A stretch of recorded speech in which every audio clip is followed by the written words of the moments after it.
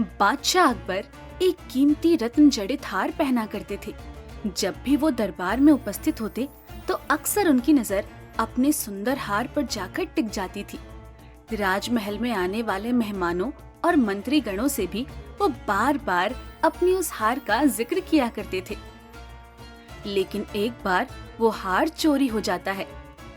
दूसरे दिन बादशाह अकबर उदास होकर अपने सिंहासन पर बैठे थे। तभी बीरबल वहां पहुंचा। उन्होंने बादशाह अकबर की उदासी का कारण पूछा। तब राजा ने बताया कि उनका पसंदीदा हार खो गया है और उन्हें पक्का शक है कि उसे उनके अंगरक्षकों में से किसी एक ने चुराया है, क्योंकि बादशाह अकबर की सुरक्षा घेरा इतना चुस्त होता है कि कोई चोर उचक्का या सामान्य व्यक्ति उनके नजदीक नहीं जा सकता था। बीरबल ने तुरंत बादशाह से कहा कि मैं हार चोर को बहुत जल्द पकड़ लूंगा जहाँपना। ये बात सुनकर बादशाह अकबर बहुत प्रसन्न हुए। उन्होंने तुरंत ही अपने अंगरक्षकों को बुलवाने का आदेश दिया।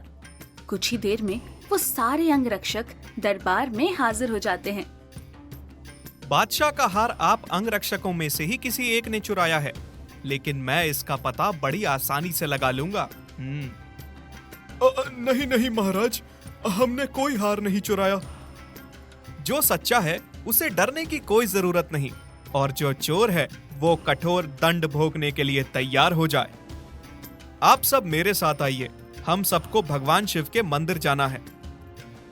ये क्या कर रहे हो बीरबल? हमें चोर का पता लगाना है, मंदिर के दर्शन नहीं करने हैं। बादशाह आप धैर्य रखिए, जल्द ही चोर का पता चल जाएगा। और वो सारे भगवान शिव जी के मंदिर जाते हैं। मंदिर पहुंचकर बीरबल पुजारी के पास गए और उन्हें कुछ निर्देश दिए। इसके बाद उन्होंने अंगरक्षकों से कहा, आप सबको बारी बारी से मंदिर में जाकर शिव जी की मूर्ति के पैर छूने हैं और फौरन बाहर निकल आना है। ऐसा करने से शिव जी आज रात स्वप्न में मुझे उस चोर का नाम बता देंगे। अब सारे अंगरक्षक बारी बारी से मंदिर में जाकर शिव जी के पैर छूने लगे। जैसे ही कोई अंगरक्षक पैर छूकर बाहर निकलता, बीरबल उसका हाथ सूंघते और एक कतार में खड़ा कर देते। कुछ ही देर में सभी अंगरक्षक एक कतार में खड़े हो गए। चोर का पता तो कल सुबह तक लगेगा ना बीरबल? तब तक इनका क्या किया जाए? नहीं महाराज, चोर का पता तो लग चुका है। चौथे स्थान पर खड़ा अंगरक्षक ही चोर है। ऐसा सुनते ही वो अंगरक्षक भागने लगा, पर वहाँ मौजूद सिपाहियों ने उसे धर दबोचा और कारागार में डाल दिया। राजा और बाकी सभी लोग आश्चर्यचकित थे कि बीरबल ने बिना स्वप्न देखे कैसे पता कर लिया कि चोर वही है।